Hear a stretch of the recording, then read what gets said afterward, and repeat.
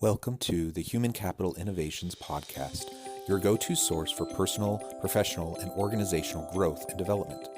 We hope you tune in often for all things people management, organizational development and change, organizational leadership, and social impact related. Maximize your personal and organizational potential with Human Capital Innovations Podcast.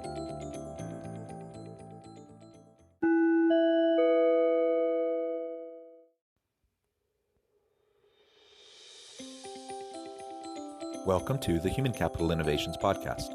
In this HCI podcast episode, I talk with Michael Parker about becoming a positive influence leader.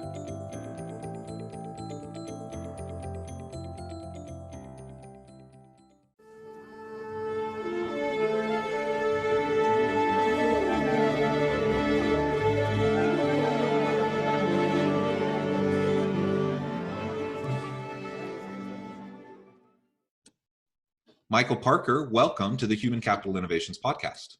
Thank you so much, Jonathan. I appreciate you having me on. Yeah, it's a real pleasure to have you. I'm excited to have the chance to explore the topic of your new book with you.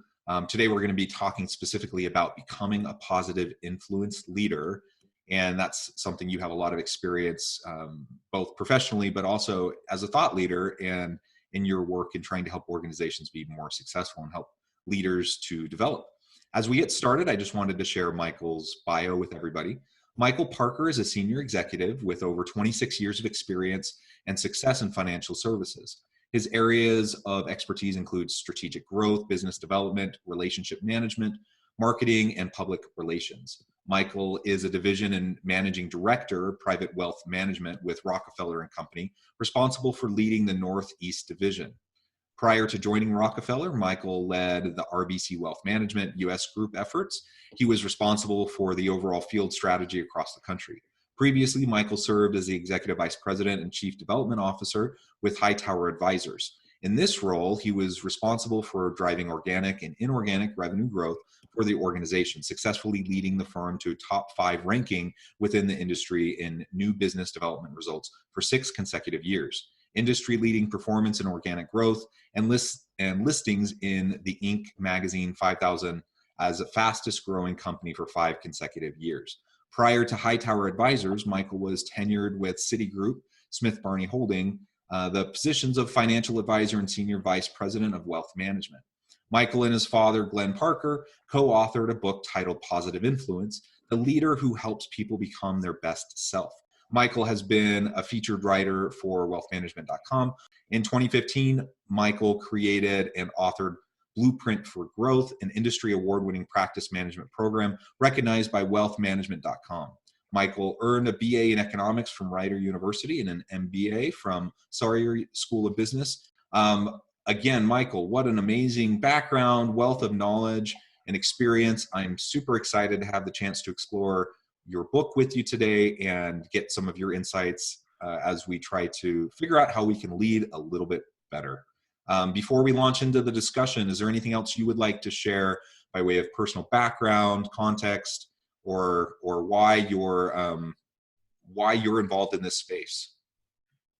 No, first of all, Jonathan, thank you for the introduction. I found it to be very flattering. So, fortunately, there's nothing I can add to that. That was outstanding. As I was listening to you work through my bio and history, was actually co-authoring a book with my father, which is the most recent thing that I've done. 82-year-old father, I thought I knew everything about him, and I learned a heck of a lot more in a 3.5-year period working in the trenches with him. So perhaps a story for another time, but by far the most rewarding experience.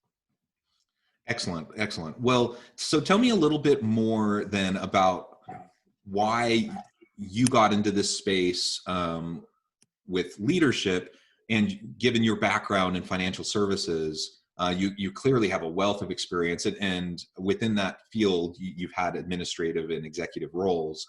But why leadership? Why is this something that resonates so much with you?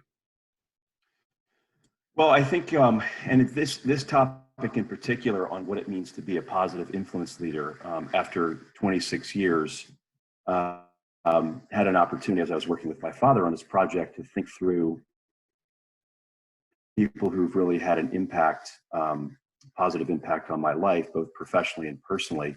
I viewed this as an opportunity to share not only our own story, but really the story of stories of many others, both people that we know and have networked with, but also people we don't know that are more famous. And what we found was, and became fascinated by, was this common thread among people who have found great success, that none of them did it alone. They could point to a person or multiple people that really made all the difference in their life. And we couldn't find examples of really anyone who said, I did it completely on my own, and I didn't have anyone really help me along the way. So we found just a common thread, my father and I did, just on this, the fascination of people's stories and the opportunity that they've had to be successful through the influence of others, and now the opportunity, as I now do, to pay it forward to others. So that's our story. Yeah, that's great. So what do you mean? Obviously, you just referred to the importance, basically, of having mentors, having kind of your personal advisory board that you develop over time to give you guidance in your career. And I agree. I think that's just so important. And I don't think anyone has success in their career or in life without the help of other people. Whether or not they recognize it or not, sometimes that's a different story. Sometimes people aren't quite humble enough to admit, that others helped to really contribute to where they're at. But the great leaders have that humility, and they recognize the importance of what others have contributed. And as you just mentioned, they then look for ways to pay it forward and help others and mentor and coach others along the way also. So let's talk a little bit more about what you specifically mean by being a positive influence leader. What does that mean? What does that look like? Yeah. Well, I think when we set out to write the book initially, we had a point of view going into it that we, I think, proved later on was much bigger than we thought. So let me just share just a story with my own personal story first. When I was thinking about my first boss of any real substance, his name was Mike. He was a superstar leader in the field and the industry in which I worked. And I admired really everything about him. He just had remarkable experience. He knew how to be firm on issues without being firm on people. And he had just this unique ability to influence behavior by establishing trust in a relationship, by showing that he cared, especially when it really, really mattered. And so from my perspective, what he became was what we call a teacher influence. And I think sort of just going into this, I just sort of assumed that most leaders with positive influence on others would be similar to that experience. A teacher influence is someone who would teach me how to do the things that I'm supposed to be doing the right way. And at that time, for me personally, I had so little experience. And it was a story that just really changed my career. Was we were both athletes, and we used to compete with one another playing basketball. And it was after a basketball game. I had shared with him that I was interested in moving on to another opportunity, professional opportunity, away from him. And while he wasn't oppositional to my ambition at all, at that time he didn't think I was ready. And so he turned to me and he said, in this very composed but fierce manner, he was this big guy too, and he said, "You know what I noticed about you? You never seem to really finish the job all the way through. You're always looking for the exit door before you can actually measure your real contribution." And then he asked, sort of rhetorically, "Why is that?" And I had never had anybody be so honest with me and direct with me about how they really saw me, and I needed that truth at that time. So it hurt, but it was maybe the most impactful thing that had ever happened to me, and it set the course. And so that's part of the reason why we wrote the book. My father tells his own story about individual that really changed his professional life from a very early stage. And then just as we're studying this, just recent examples of some of the research that we've done, Jonathan, where Dr. Fauci, I was reading a story about Dr. Fauci, no exception to this concept. There's an article about how he points to a gentleman by the name of Dr. Sheldon Wolf, as the single most important person in his career. He was the collaborator on his breakthrough research. He became the best man at his wedding. And Fauci called him a role model, which is another type of leader that we write about in our book. And I just touched on two, teacher and role model. And he said, Wolf was my professional father, my mentor, my closest friend. And every time I read that quote, frankly, I get the chills because we thought, there's a great story to tell here. So let's go see what we can find out. The longer, winded way of answering your question is we discovered through our research, and the research, Jonathan, you should know, was a series of interviews.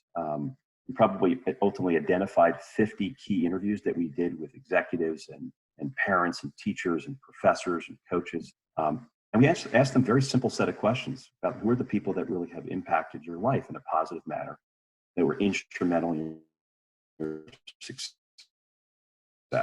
And through those conversations and discovery, we found that there were 4 types of positive influence leader. One is supportive. A supportive leader is someone who's there for you, someone that believes in you, someone who's got your back, and they get you to believe that you can do what you set out to do. And there are many stories that we write about in the book about people just like us. There was a woman, Jennifer, she's a senior curator at the Smithsonian Museum of American History, who said it was her mother that nudged her, pushed her, and got her to believe in herself and do the things she never dreamed of doing. And her mother said to her, don't let anyone stop you from doing something you've never done before. She said she still thinks about that today. So that is a type of leader that we write about. I mentioned teacher, and I had that experience personally with my former boss, Mike, but there are many others. Leslie is a public school teacher that we spoke to, and she told us about a professor who was so passionate about teaching that he inspired her to be great. And it wasn't just the practical teaching skills, but it was she said, his energy and charisma that made me want to be a teacher. So that was the second type. And then a motivating leader is someone that inspires you, pushes, and they maybe even pull you to take action to find your purpose, your true north, or what we would call your sweet spot, that part of you that is central to who you are. And they often see something in you that you may not have seen yourself. And there's a number of examples there as well. And the last one, which I mentioned, I gave you an example with Fauci, but the role model is a powerful example from which you can learn how to be successful. You may choose to closely emulate a person, although you may also want to benefit by extracting certain traits and integrating them with your unique style. So we all know, we're all familiar with Michael Jordan. So what we discovered with Jordan was that he influenced an entire generation of basketball players. And many of them, such as Kobe Bryant, who recently passed away, pointed to Michael Jordan as their role model. In fact, Kobe Bryant said specifically that he wouldn't have become the player that he became without the influence of Michael Jordan. And that influence started as a child, long before they met, and they became close later in life. But his entire childhood attempted to emulate everything that Jordan was as a player. So the most effective model is very aware. So that's, I'll just sort of pause there. That was the basis for writing the book. That was the creative process for the book. And that what we discovered are the 4 different types of positive influence leaders.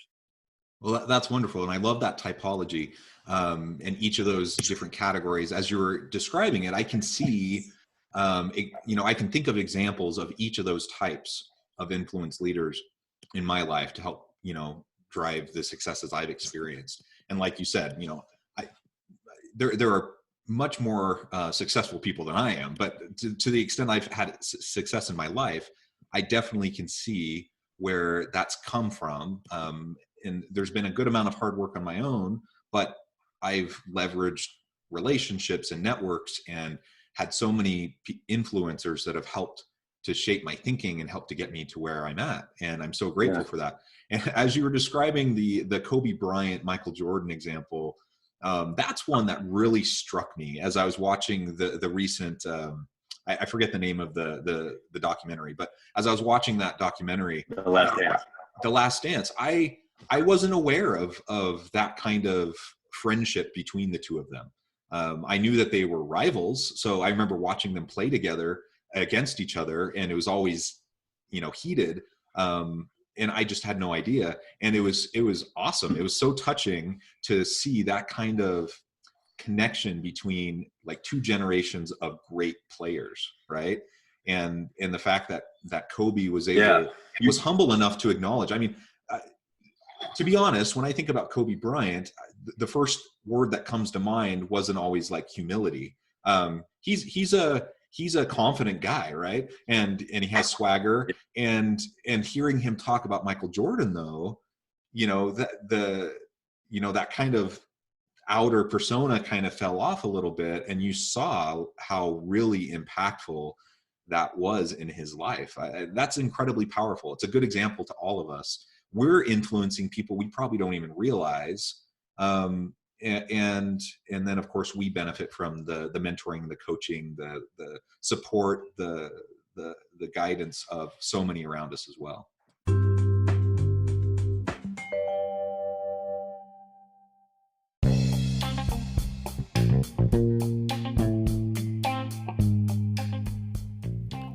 I'm excited to announce the publication of my new book from HCI Press, The Alchemy of Truly Remarkable Leadership: Ordinary, Everyday Actions that Produce Extraordinary Results.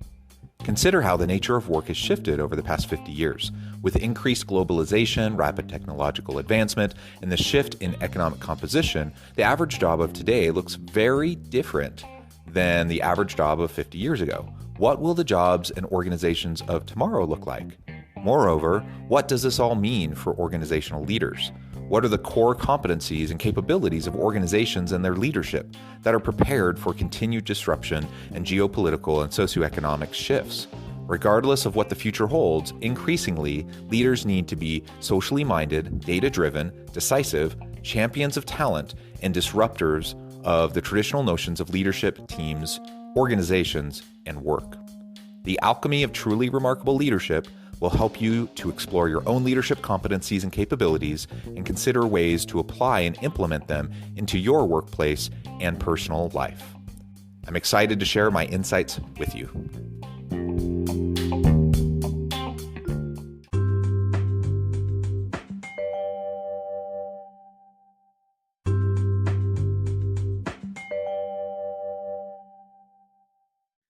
If I could just add, just to put a fine point on that, I said to you, one of the most important experiences of my professional and personal life is writing this book with my now 82-year-old father, who, as I said, I thought I knew and knew well. The other part that was really fun and part of the creative process, I guess, we had already written the book by the time the last dance that you just referenced. And obviously you remember, Jonathan, the same thing I remember, which was when Kobe was interviewed. He said that, just what I said, which was, I wouldn't be here if it weren't for him. He then, Kobe went on to influence an entire generation of players that are playing today. And in large part, they grew up in Southern California because Kobe was playing for the Lakers. But when we were in the creative process and we would see things like that, like a Kobe Bryant being interviewed, or I'd see an article about Jack Nicholson and Robert De Niro and Dustin Hoffman, all pointing to Marlon Brando as the single most significant influence in life. My father and I would just call each other and say, "Hey, I just saw this. I just read this. I just spoke to someone, or I saw this clip, or it was a Hall of Fame speech." And the examples, once you start writing about this topic and doing research on this topic, you realize how powerful it actually is. And now as a parent, I think about every day, I think about how I want to be viewed by my daughter. What is it that I want her to see me? How do I want her to see me? Become much more aware and cognizant of how we show up every day, as many of us have the ability to influence those around us, whether we're aware of it or not. So, I mean, we would have a lot of fun on this topic, I'm sure. Yeah, that's great. So let's flip the script just a little bit. The flip side of the coin, you have positive influence leaders, but you can have negative influence leaders too. Tell us a little bit more about that. Yeah, so this is a good example of something we didn't anticipate. So we had we had this thesis going in that we were probably going to find one singular style, and we were. I was kept an open mind and pleasant to. It was pleasant to learn that there were multiple styles of positive influence leadership.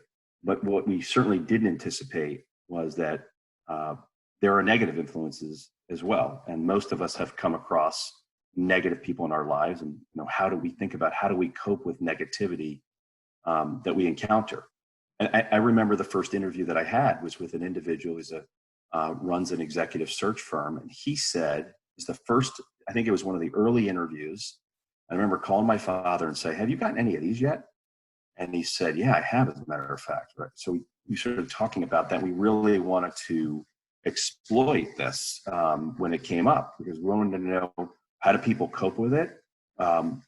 What type of influence does it have? Is it positive, or do they turn it into a positive, or is it weigh on them? So, look, some people are lucky early on. They were told they can do it, and they believed when they first tried to ride a two-wheel bike. They tried out for the school field hockey team or auditioned for a school orchestra or a team. People believe them. And unfortunately, we do encounter people who say things like, that's not a, quote, "that's not a good career for a woman," or "what are you going to do with a degree in art?" Or "I'm just trying to be realistic and it's a long shot." So this gentleman is fascinating. He said, "The single most significant positive influence in my life was my mother, who taught me, don't judge people until you've walked in their shoes. Everyone has something to offer that's positive." So that's what he learned from his mother, and he keeps that with him today. He said, "Unfortunately, the single biggest negative influence in my life was my father. And my father told me all the reasons why I wasn't going to make it and be successful. And that's the household I grew up in. And I used my father's negative influence as a motivator for me.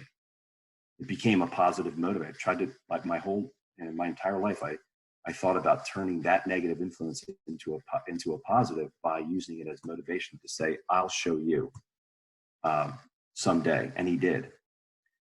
So there's an example. Jerry, it was the African-American man we interviewed, told us about a meeting with his high school guidance counselor, who gave him the, quote, "Are you serious?" Look when he told her he wanted to go to college and have a double major in engineering and economics. And Jerry, he took it as a challenge and said, "I'll prove her wrong."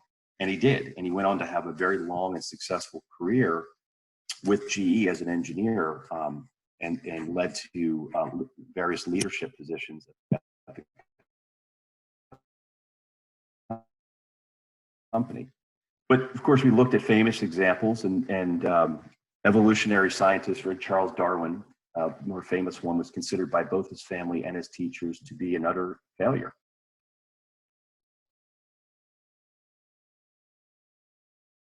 He even was asked to leave one of his school dogs and rat catching, and you're just a disgrace to all of us.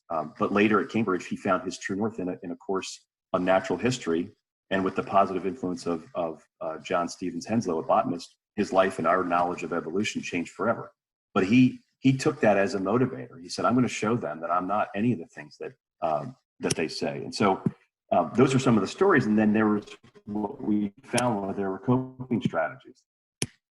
One I just pointed out, right? Take it on as a challenge. How do you cope with negative influence? Take it on as a challenge. 2, take responsibility for the situation. You got to own it.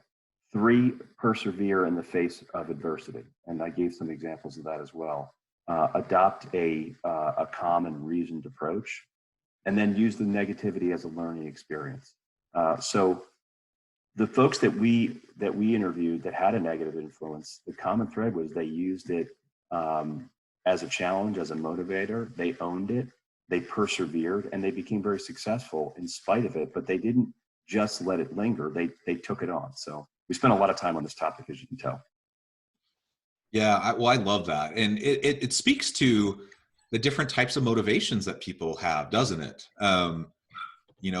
People are complex, and we all come from different walks of life and different backgrounds. And it's interesting to see people who are able to transcend negativity, like you're describing, and really turned it into something really a great learning opportunity and something really positive. So I love the way you're framing that, and that we can take over, we can take responsibility for ourselves even amidst difficult circumstances, right? Now I acknowledge I'm saying that as I sit here as a white straight guy, that I have a lot of privilege. So perhaps it's easier for me to say that than for others who come from more disadvantaged kinds of backgrounds. But what you're just describing, the stories that you're describing are illustrative of this point, that even when someone comes from a very disadvantaged background, that their resilience and their ability to deal with those circumstances can actually propel them into successes, depending on their mindset, right? So I think that's really great. I'm curious, as we get close to wrapping up, if we can, perhaps we can end with talking about now, how can we pay it forward? So if I know as an individual, I've benefited from a lot of other people around me, what can I do, or anyone listening, what can they do to try to pay it forward and help influence that next generation? Like you said, Kobe then took the mentorship from Michael Jordan and was then able to really inspire a whole new generation. How can we do that as leaders today? Yeah, you actually just said it. I think, look, I mean, it's a little self-serving, but naturally I'm going to say read the book, because I think once you recognize, I gave my example with my daughter, I think the way to pay it forward is, first of all, I start by thanking the people that had a positive influence, but now I take on the people that work with me, my daughter, but it can be your contemporaries as well, to think about the responsibility and the magnitude of the influence that we can have, like taking an interest in people that you think really have something special to offer. I think about that every day. People that work for me, my daughter, friends, nieces, nephews, people that I come into regular contact with. I'm conscious of how I want to show up for them. One of the things we talk about, I gave you 4 different types of leaders. There is such a thing as a transformational leader.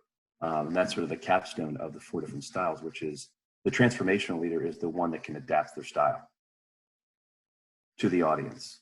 And those that know how to be supportive when it's appropriate to be supportive, to be a role model when it's appropriate to be a role model, motivating, and to be a teacher when appropriate. So I think just very carefully about who we're coming into contact with every day, who really matters, that we can have an influence on. And it's just one thing, being much more aware of how we're showing up with those individuals. How do we want to be viewed? How do we want to be remembered by them? Because we not only care about them, but the potential impact they can have in their own lives on others is, I think, the optimal way to pay it forward. Yeah, I agree. I think it takes a little bit of thoughtfulness and mindfulness, and just if we can foster that humility within ourselves to have that appreciation towards those who have helped us in our lives. I think a natural byproduct of that is then that you're going to want to give back, and you're going to want to take those opportunities as they arrive, and even be proactive about finding opportunities to help others around you. Well, Michael, a powerful book, great content and concepts. I really appreciate you fleshing that out for all of us today. And I really do encourage listeners to check out Michael, check out his book. Before we part today, though, I did want to give you a chance to share with listeners how they can get connected with you, where they can find your book, anything else that you would like to share as the last word on the topic. Yeah, first of all, thank you very much again for the opportunity. I'm flattered by it and humbled by it. Look, we're very passionate, obviously, about the work. It took us 3.5 years to get to this place. So we encourage anyone in the audience and anyone who's fascinated and interested in the topic to obviously to purchase our book, which it's called Positive Influence: The Leader Who Helps People Become Their Best Self, and that can be found on Amazon. But probably the best way to connect with us, though, is at our website, which is thepositiveinfluenceleader.com. So this is what we've recommended to others. I think your comment there, Jonathan, about paying it forward, I mean, the rewards are amazing. One of the questions we asked a number of people early on in our interviews is, who have you influenced? It was the hardest question to answer, but it's also the most rewarding thing to hear that you've really made an impact on someone. So here's what we suggest. Of course, read the book and then answer the question at the end of each of the chapters. Each of the end of the chapters gives you ability to reflect on the chapter. Read one chapter, discuss it at your weekly staff meetings if you're a business. Then there's a self-assessment survey at the end of the book to identify your styles or your biases in your styles among the four. Use the 360 version with colleagues and design professional development for leaders. Develop a program from it. Use the survey and the activities in your team building. So it's thepositiveinfluenceleader.com. The book is Positive Influence, the leader who helps people become their best self, and that can be found on Amazon. So, Jonathan, thank you so much for the opportunity. Thank you, Michael. And again, I hope my listeners will reach out, get connected, check out the book. And I really appreciate the conversation today. As always, I hope everyone can stay healthy and safe, that you can find meaning and purpose at work each and every day. And I hope you all have a great week.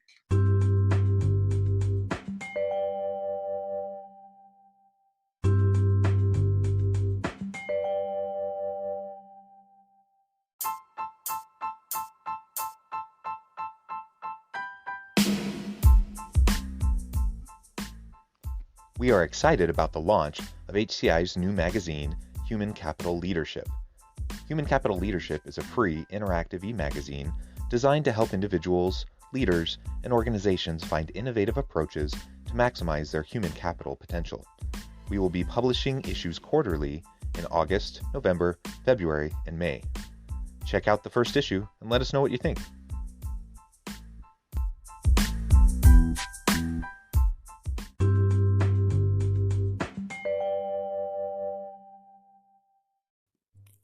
Thanks again for joining us for this episode of the Human Capital Innovations Podcast.